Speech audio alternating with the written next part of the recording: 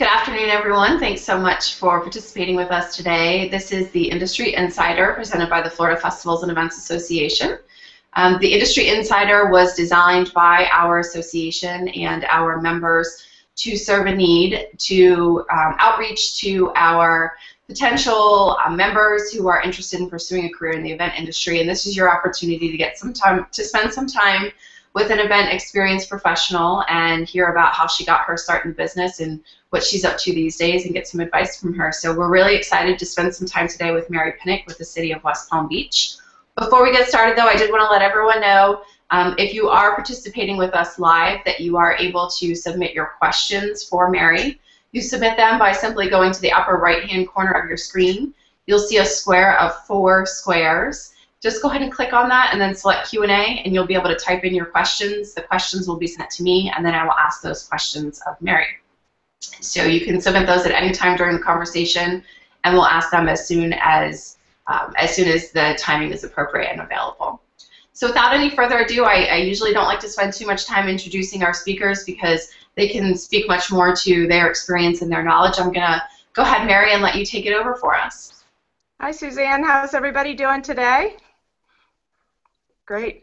Well, I guess you probably want to know what I do for the City of West Palm Beach. I'm the Community Events Manager, and I've been with the city 25.5 years. So, yeah, I started when I was about 7, I guess. No, kidding, of course.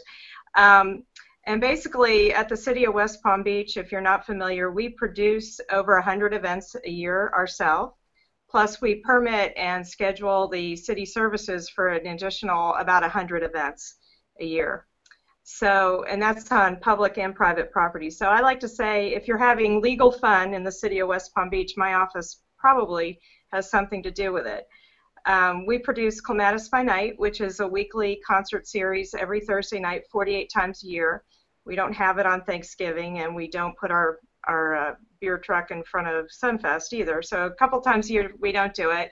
The West Palm Beach Green Market, which is every Saturday, October through May. And then we have a couple of monthly events, Sunday on the Waterfront, and that's the 3rd Sunday of every month. And Screen on the Green, which is a movie on the lawn, that's the 2nd Friday of the month. And then, of course, the 4th on Flagler, which is our big annual 4th of July event. And then Sandyland, which is our December holidays, all 30 days of December. Excellent. So, Mary, you mentioned you've been in your position for quite some time. Can you tell us how you got started and how your career with the city has evolved? Sure. Well, I'm a proud Seminole. I graduated from Florida State with a hospitality management degree way back in the day before there was such thing as an event degree. And when I got out of school, through various jobs that I had at first, I realized that I really liked project-based work. I like a beginning and an end, and I liked creative work, and I liked the success, and I like to move on.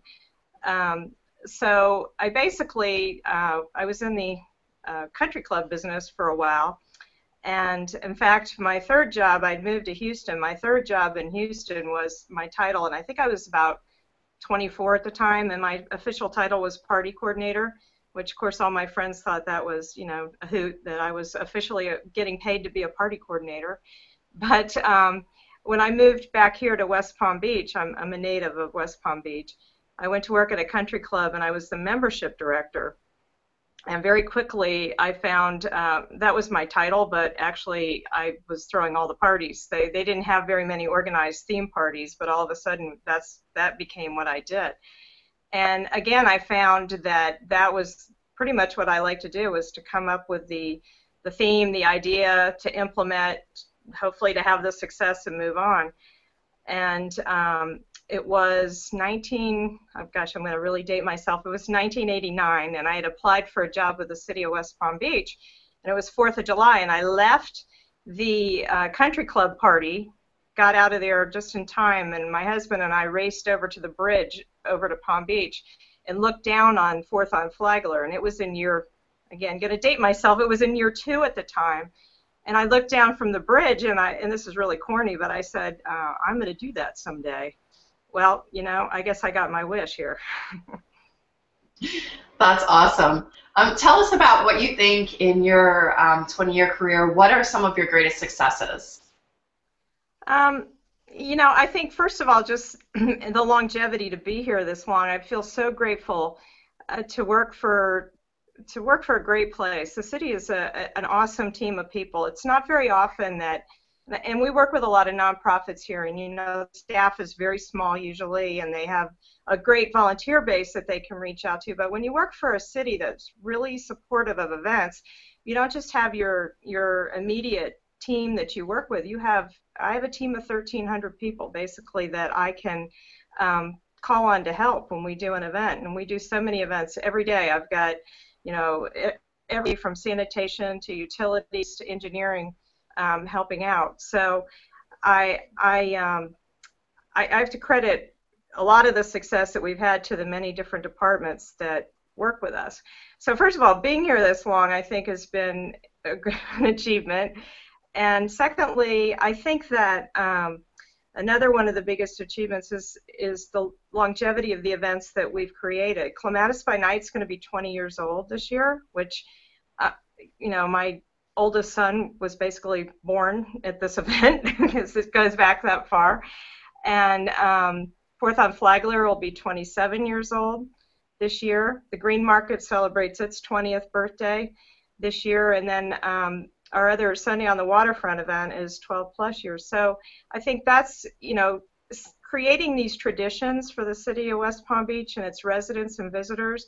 I feel really very proud to be a part of that process, because, you know, years from now, my kids' kids, hopefully, you know, when they think back of what their favorite times were, they're going to think of the times they spent down in downtown West Palm Beach on the waterfront.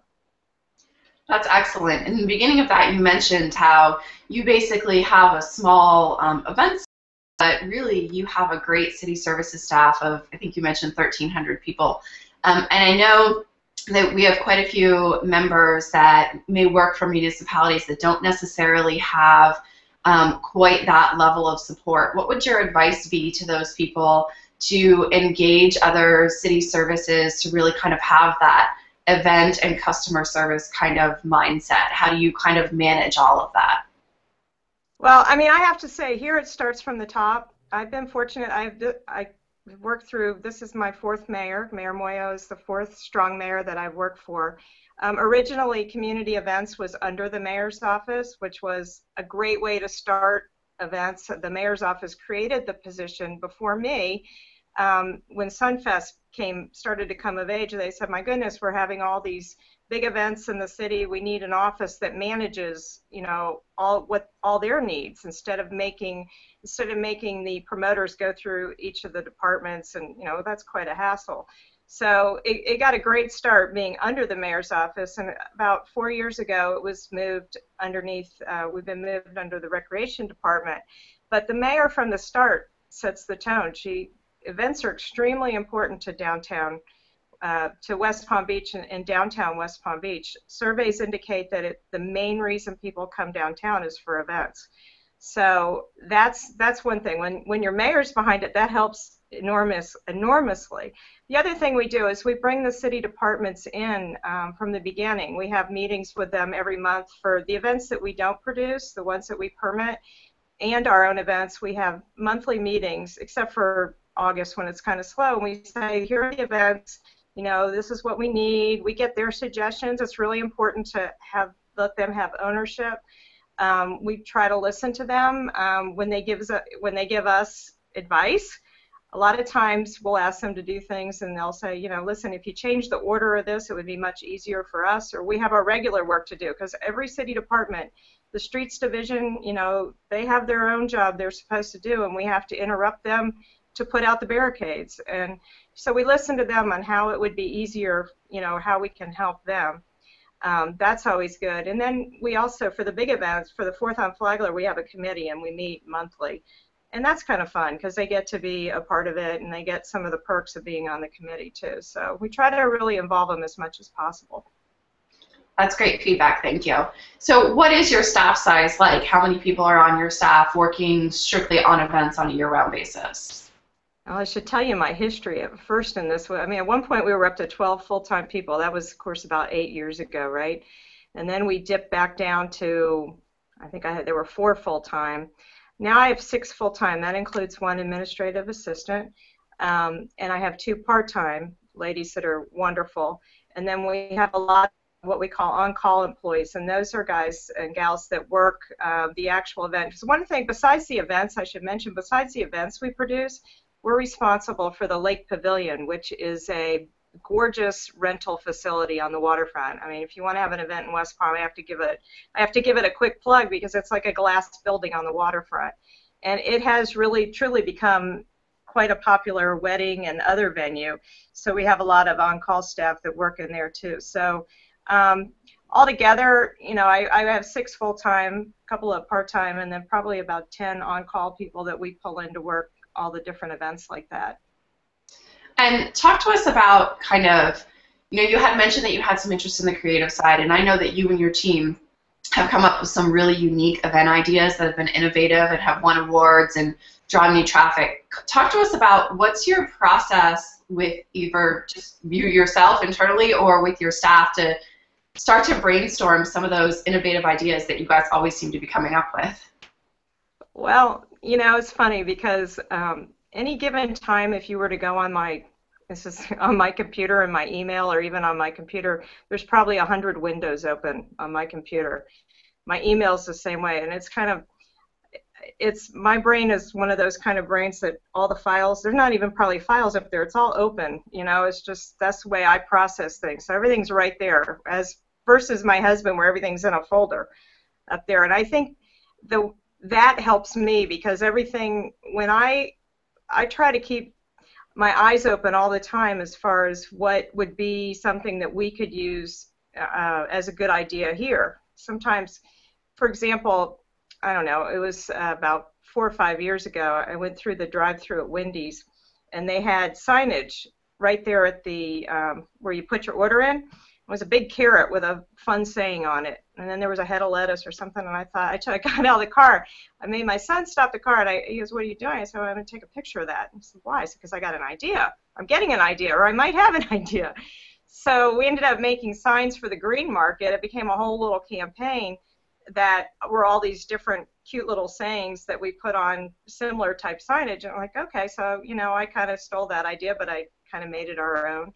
And I try to keep my head open like that. And then it's the same thing I tell, everybody's different in the way they come up with ideas. So you really can't tell somebody how to come up with an idea, but I just encourage everybody to keep their eyes open, write it down. You know, sometimes some of the best ideas I think can come up right before I fall asleep, but if I don't get up and write them down, then I'll, you know, by the next morning they're going to be in somebody else's head or they're gone.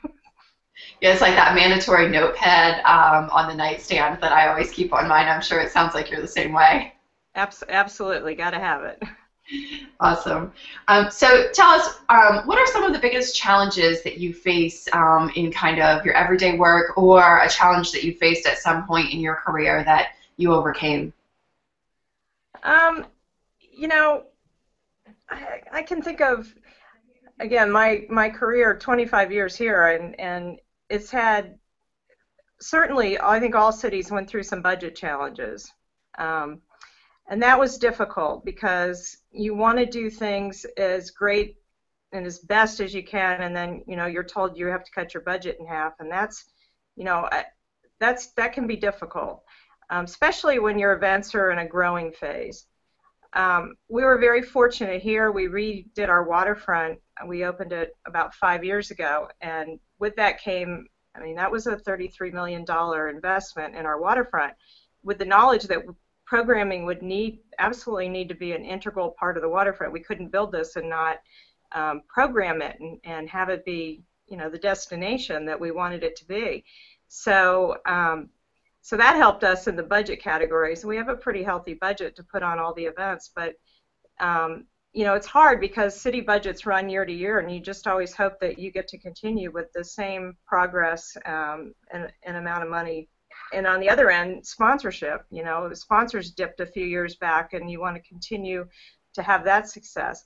So I would say budget challenges, you know, have been one of the things that I'm sure it's affected all of us. It's not just city. And then, you know, I've been, like I said, been very fortunate in government. in our form of government, we have a strong mayor, and there's an election every 4 years. And I have been extremely fortunate that all four of the mayors that I've worked under have been very, very supportive of special events. They know how important they are. Our current mayor, Mayor Moyo, she likes to call me the party planner on steroids. You know, I'll take that. That's okay. That's great. It's a great thing to have her say. But then you don't know when, you know, the next election. You hope that it goes the way that you want it to go, and the mayor is as supportive. So, you know, those are kind of government-related challenges that anybody that works for a city probably knows what I'm talking about. In the past, there was a person that came up with the programming for the waterfront for a few years. And that was kind of difficult for me because we were implementing all of her ideas. And I found that very personally challenging to not really have an active role in the idea process. But when she left, I'll have to say that the floodgate opened and we were able to implement a whole lot of new ideas. And it was a really good exercise for me to have to learn to play a different role. But then it was really great when I was able to go back to the role I really love. Excellent. Thank you so much for sharing that. And I think a lot of our municipal planners can, you know, feel your pain in a sense, although you haven't really had the challenge of working with a mayor or city council that don't necessarily understand the economic impact and the value of events. But certainly there's always that concern that you may have, you know, someone above you that doesn't understand the value. And we as an association and as planners certainly understand that value. And, you know, more and more we are seeing that it's becoming a bigger part of our job to educate people on the value of events and especially the economic impact that events have. So I appreciate you mentioning that. What advice do you have to maybe students or people who are in one career field now that are interested in switching over to an event career? What advice would you have for those people, either in general or maybe even just how to get your foot in the door? Well, you know, we've had interns here at the city that we've actually hired two. We have one currently that was previously an intern. So I think interning is a fabulous way to figure out if the event industry is for you, if it is for you, what you like to do in the industry. I always ask, you know, I always ask the interns basically 4 questions when they come in to intern. And the first one is, you know, do you want to play an integral role in creating memories, everlasting memories for your community? Because you have to take that seriously. People come down here, when you ask somebody, if you were to ask me and probably most people, you know, think about your childhood and what are some of the greatest moments, it's probably going to be around, most of them or some of them or all of them are going to be around events, whether it be birthday party or that parade that you were in as a cheerleader or whatever it is. So think about it. When you ask somebody what the most important memories in their lives are, and they say an event, then you got to take your job seriously. That's a very healthy. I want to say burden. It's not a burden. It's a responsibility to bear. So you want to ask, you know, how serious are you? Because yes, this is a fun industry, and it looks like fun, and we all, you know, we get to work great times and drive our golf carts, and you know, everybody thinks it's a fun job, but it's a very, very it's a job you have to take seriously, not only for creating the memories, but like downtown West Palm Beach, the businesses are very reliant on that for economics and what it does for their financial well-being. So it's a responsibility. The second thing I always ask them is, do you mind working when everyone else is having fun? Because that's the truth of the matter. We work when everyone else is having fun because that's what we do. We are producing their fun. So if you don't want to work the weekends and you don't want to work nights and you don't want to work every 4th of July of your life or holidays, this is probably not the industry for you, because while our jobs are fun, we are working. And then, you know, the third question I always ask them, do you mind doing anything necessary to ensure the success of your event, in terms of, will you pick up the garbage if you have to? Will you move a table if you have to?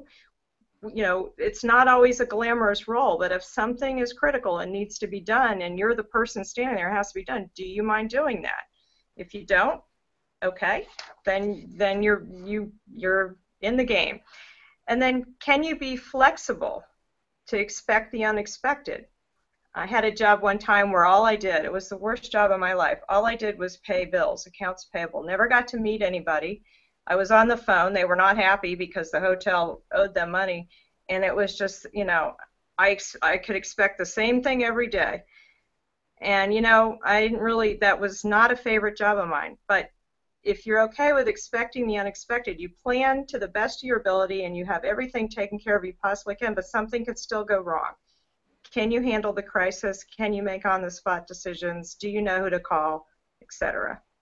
And then the last thing is, do you like to work with all types of people? Because you will. You're going to, especially if you do community events like we do. They're free and open to the public. Everybody is down here. You have to be able to work with and engage with people of all levels in the community, and you need to be able to do that with, you know, a level of respect. So those are the 5 questions I always ask our interns. Because if some of those they're not really crazy about, they really need to think. We had one intern one time that we said, okay, your schedule, even though it said it includes weekends and nights, she says, no, I'm pretty much want to work 9 to 5, Monday through Friday. I said, well, you pretty much, that's going to be very limiting in this business. Absolutely, I agree with all those points. Thank you so much. Before we go on with another question, I just want to remind the audience that if you are watching, you can submit questions. Just on the upper right-hand screen, there is a box of 4 squares. Go ahead and click on that and click Q&A, and you can type in your question. I have a question from someone who's watching, Mary, and a couple more from myself as well, too. But this individual works for another municipality, and her question, and I'm not sure if you'll be able to answer it, but how did you build your budget for staffing? Is your staff based on revenue, or does your funding come from the city's general fund? Well, a lot of our funding comes from the we have a CRA, the Downtown Community Redevelopment Agency budget, and then the other portion of it is from the general fund.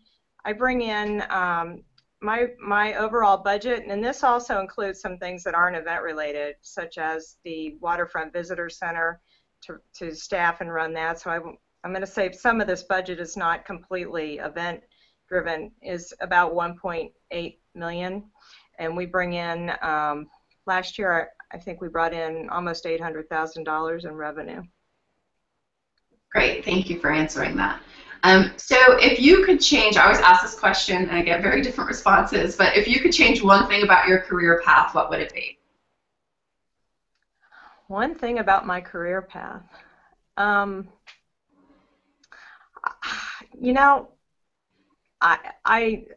this year I celebrated my 25th, like I said, anniversary with the city, and I'm going to wimp out on your question, Suzanne, because I realize I totally love my job. After 25 years, I still love my job. I've got, you know, I have friends and people I know that have said to me, why haven't you moved on? Why aren't you doing something else? And why don't you work for yourself? And I said, I love my job, and I absolutely love the people that I work with. And the reason I love it is I have a boss that lets me do crazy things, lets us come up with new and unique ways for visitors and residents here to enjoy our waterfront.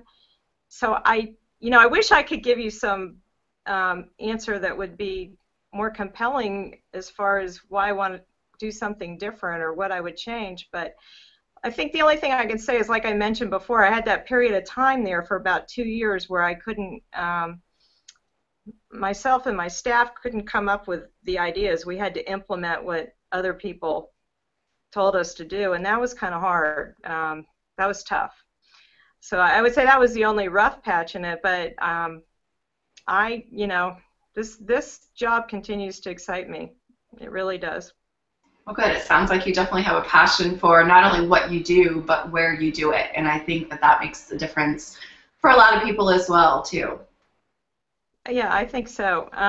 Just to go back to when you asked me what I would tell young people that asked, the other thing that I wanted to mention, besides interning, is to join the FFEA and organizations like it, because that's where you get to meet people that have been in the industry that can give you guidance, or you also can possibly connect with people to intern with. And we've been a member, city's been a member of FFEA since its beginning, and have always gotten so much out of it. So to give you a shameless plug too, Suzanne, you're doing a wonderful job, and it is a great organization for all levels to be involved in.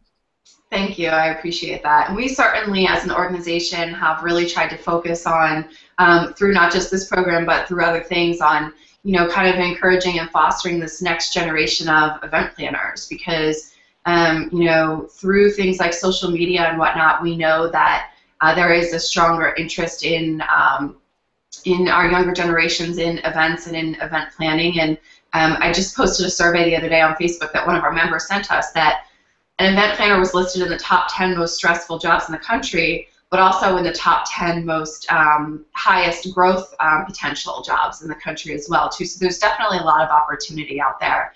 And so kind of based on that then, Mary, what would you say to an individual who kind of may already be in one career field and they're starting to feel that's not right for them, and maybe they're interested in the event industry, so an internship might not necessarily make sense for them from a transitional perspective? Any advice on trying to get connected with those in the event industry, or making sure that maybe going into events is something that they want to do?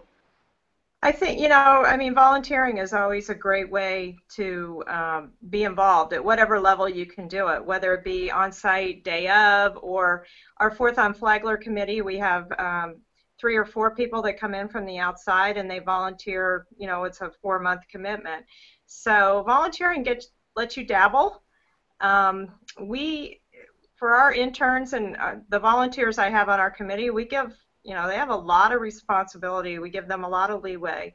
The lady that we have working with us on the 4th for our hospitality area, she's the VIP area. She's been, 20 some odd years doing it. She makes the decisions. We just approve. And volunteering, I think, is it's great for us. It's great on our end because small staff, a lot to get done. We have events simultaneously going on, the ones we produce plus the ones we permit.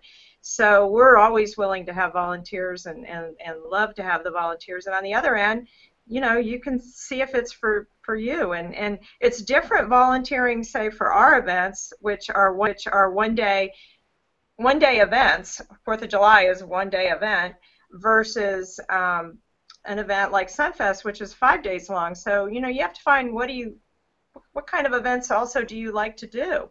Maybe you want to be more in the field of weddings and those kinds of events, and you can always help out by volunteering to help a friend with their wedding, or something like that. So I really think that somebody that has a job currently that wants to change fields obviously has to have a little more flexibility with their weekends and nights to volunteer versus interning. I think that's a great point, and I know most organizations, including FFEA, would not be able to survive and thrive the way that they do without volunteers. So if someone were interested in volunteering specifically with the city of West Palm Beach, what's the best approach to manage that? Do they reach out to city departments? Do you use a website?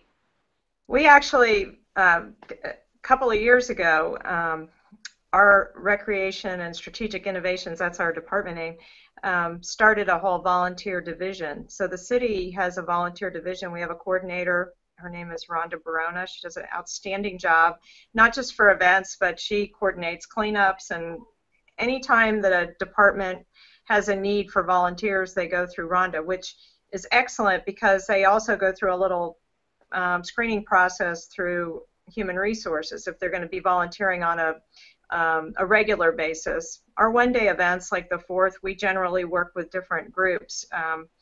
we will bring in 3 or 4 different nonprofit groups to work with.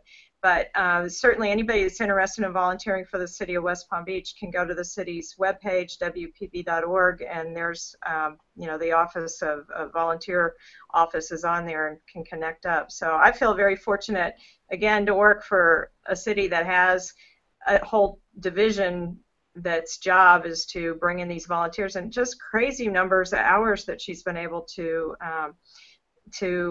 obtain volunteers to do things that the city that would never have the staff or time to do.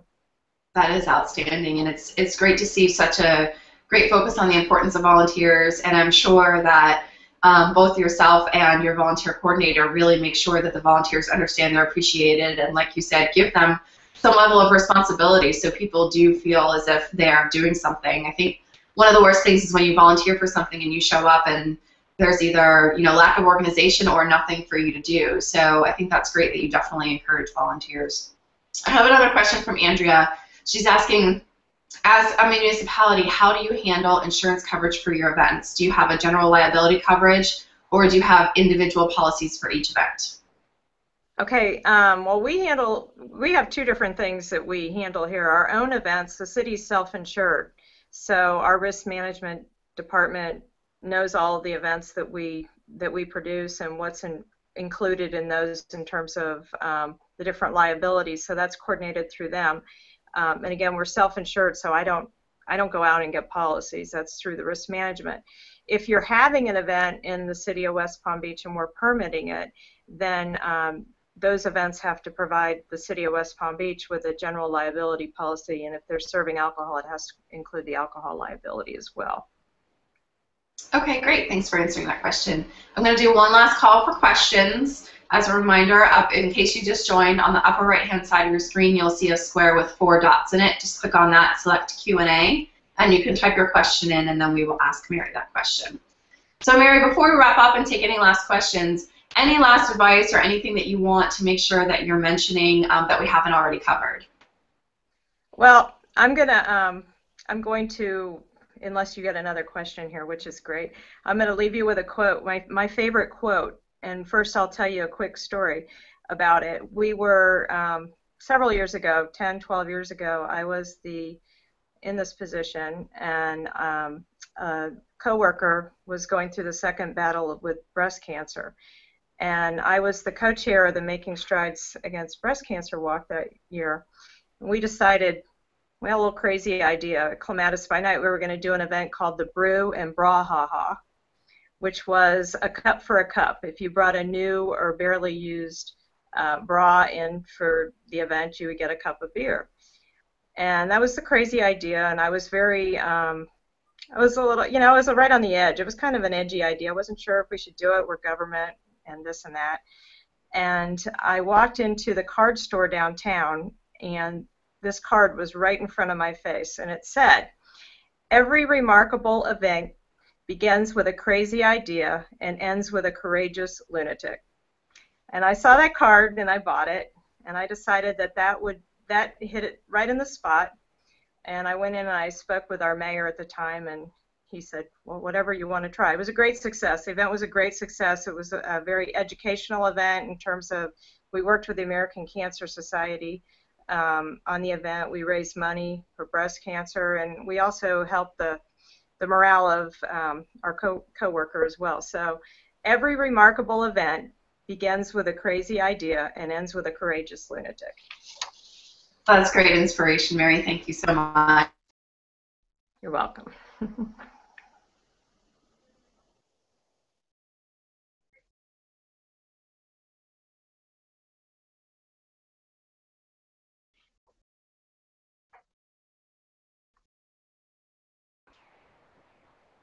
Sorry about that. Did you lose me? I don't know. I'm here. I didn't know if I was still here or not. I think my camera went off for some reason, but I'm back on now. So we were just wrapping up, and I wanted to just thank you again, Mary, for that great inspiration, and especially that closing there. I've gotten a few comments on the side of everyone to tell you thank you so much, that they really appreciated this time with you and your feedback. So thank you, Mary, very much. Thank you for the opportunity, Suzanne. Enjoy it. Oh, my pleasure. If anyone would like more information about the Florida Festivals and Events Association or the event industry, or our Insider series, don't hesitate to reach out to me directly. You can find my information on our website, which is www.ffea.com. We do this installment twice a month on the second and fourth Tuesdays of the month at 12:30, where you can watch live, or you can always watch the recorded versions online anytime. Thanks so much. Have a great day.